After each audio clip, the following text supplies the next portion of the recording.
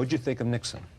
The film and the performance, nominated for an Oscar? Well, I like the film, and I'm a great defender of Oliver Stone. Oliver's the big bad boy of Hollywood, you know, because he's an outsider and he's pugnacious and wants to fight all the time. And maybe he talks too much, maybe he goes out and lectures too much, and lectures the world on what he believes is true. But nevertheless, he's got a great courage, and I think he's a big director. What is it he has as a director?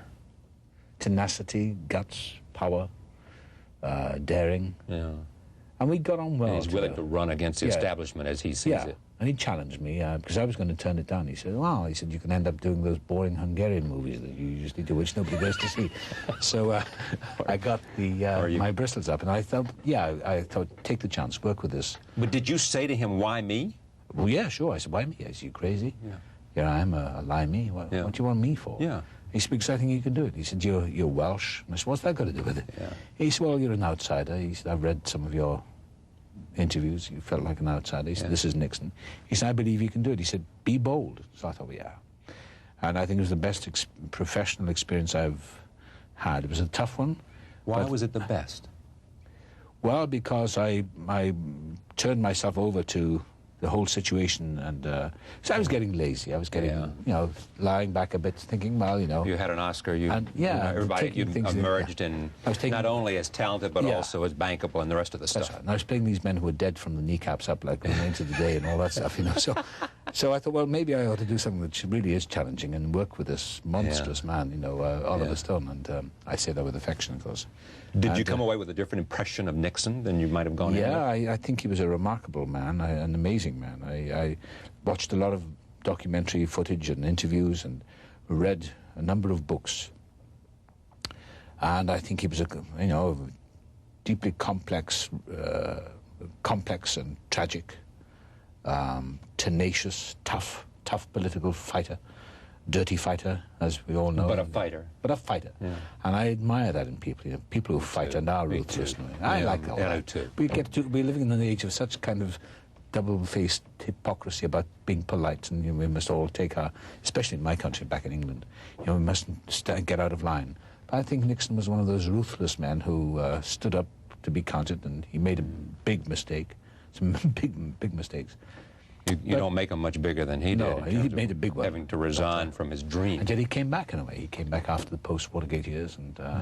But was the line that you found what Oliver may have seen, this notion of against the establishment that clearly was central to him? I mean, he had that thing about the East and about Eastern education and about Jack Kennedy having a silver spoon. The paranoia and the hatred of the Kennedys, and yet he was closely associated with the Kennedys. I don't think he hated the Kennedys, but I think he resented them.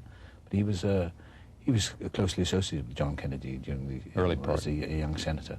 Cried about his illness when he thought he was going to die. I think what the critics and the people who were very much against the film took issue with Oliver Stone's inventions, and maybe he does overstep, maybe he does overstate, you know, the Texan scenes with the Texas businessman. And they said, you know, why did we go into the darker side of Nixon? Why didn't we show the other side? Well, but, you know, film is an exaggeration anyway. A feature film is an exaggeration. And if you don't exaggerate, then it just becomes insulting. That is the point they make, though, and I made that point here. Oliver was an hour with me here, and we talked a lot about that, and we've done all of this because I respect his work. And it is that notion of whether he exaggerated just one slice of Nixon, and whether if he premise that he was the great political figure of his time, and he was in terms of sheer span of coverage, whether you got that, you know, whether that script gave us that sense of what made him great. That was a point that he and I debated about the film. Yes. What was the outcome of that? Who won the debate? Yeah. I thought I did, but Oliver may see it differently. We were just talking about Nixon. I had an opportunity because he went to Duke, as I went to Duke Law School, and so did he. And they used to call him Old Iron Pants. And I did this conversation with him, and for my old broadcast called Night Watch, he never wanted to get into the psychological stuff. You know, what made him tick. Every time I try to move forward, he'd try to say, I don't like that. You know, I'm not very introspective about that kind of stuff. Yeah.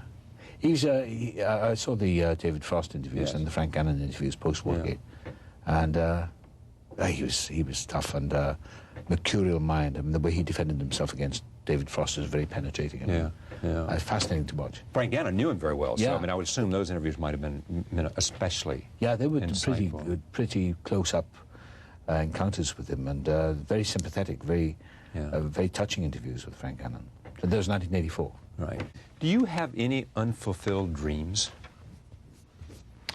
No, I think I've done a lot. I've done it all. I don't know what else I can do. We got this. Maybe I could stand on my head and maybe keep joining us. Yeah. Like mountaineering, maybe. I don't know. No, I don't have. No mountains to climb, No, either no. real or I've climbed all the metaphorical.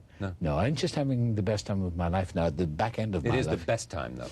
Well, yeah, I'm in my late 50s now, and I'm having a whole new upsurge in my career. So it's I mean, when I should be going this way, it seems to be going this way. Yeah. But I'm philosophical about it, and I have a lot of fun doing it, and I'm taking a long-earned rest now.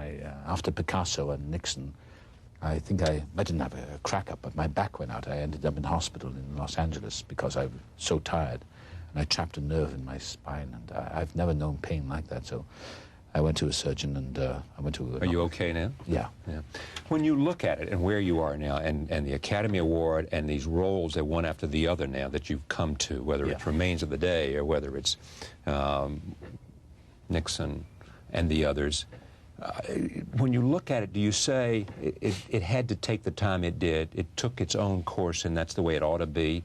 Or do you look and say, if only I'd done this, or if only I'd done this, if only I'd done this? Exactly on cue where I'm meant to be, I guess. You really think so? Well, I've had a long career. I've had a long, successful career back from my 20s at the National Theatre, and then movies with Catherine Hepburn and Peter O'Toole, Lionel Miller. Then I went back. I was in England, did a lot of television. I came out here 20 years ago, did Equus, and then I did a couple of films, some not so good. Then went back to England, back to the theatre, and did King Lear, all the big classics, and Antony and Cleopatra. And then Silence of the Lambs came out of left field and brought me back here. So it's been a roller coaster. Yeah, for that time. But by that time, I think I've learned the trick of not taking it too seriously, thinking, well, I've got my moment in the sun again, and it can get cloudy again. And so I've got no illusions.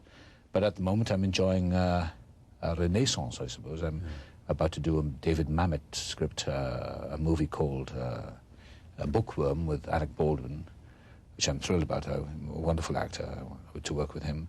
And it's very much like the film Deliverance. It's not exactly like Deliverance, but it's about survival. A thriller and about survival and about... And I play this heroic adventure.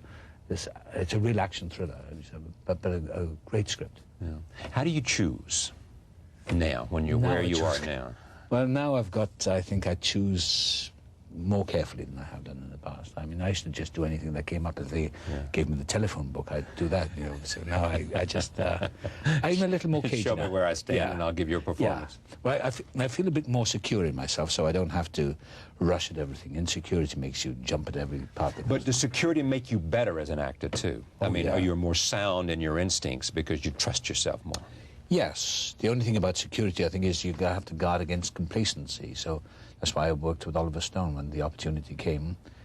I thought, you know, I've got to get out of this. You know, you can get set, you can get tired, and I want to explore more of the avenues I can work in. But security, confidence and security, if that's what you want, was the word confidence. Yes. Confidence does give you the power of understanding that treat yourself with more respect, treat your body with more respect, do the work, show up, work hard at it, and let it go. And once you let it go, after you've done the preparation, simply learning the lines, whatever you have to do, that's my method, then, and relax enough, and then it should look after itself, and it does usually. And yeah, I've got much more confidence. I mean, I've demystified acting for myself. And demystifying it, it had a certain mystique that it... Well, yeah, I think there's too much theory about acting and anything, really, and directing, you know. You can go to film schools until you're dead, but finally you just, it's like acting. I mean, I'm not saying there's anything wrong with the theory, there's nothing wrong with the method, there's nothing wrong with Stanislavski, nothing at all. They're all ways of getting to the same mountaintop. I've simplified it for myself. I can no more, you know, put my brain through the gymnastics anymore, because it now becomes more instinctive and more intuitive for you. Yeah. Well, doing the Chekhov, for example, on stage after the movie, I said to the actors, I said, just speak it very fast. You know, just get on with it. Don't take these long pauses that they do in the English theatre. Just get on with it. And out of that came the comedy. Yeah. Chekhov always quarrelled with Stanislavski, because he said, why do you fill my plays with such, all this sound, these sound effects? There's a line in Three Sisters when Vershinin says to the Three Sisters, he arrives at the house, he said, the only thing I don't understand about the town is that the railway station, the railroad station, is so far away from the town. Why is that? So Stanislavski wrote a letter to Chekhov saying, what does this line mean? We've been puzzling over this. What does it mean? And Chekhov said, it means that you can't put any of your damn train whistles in. That's great.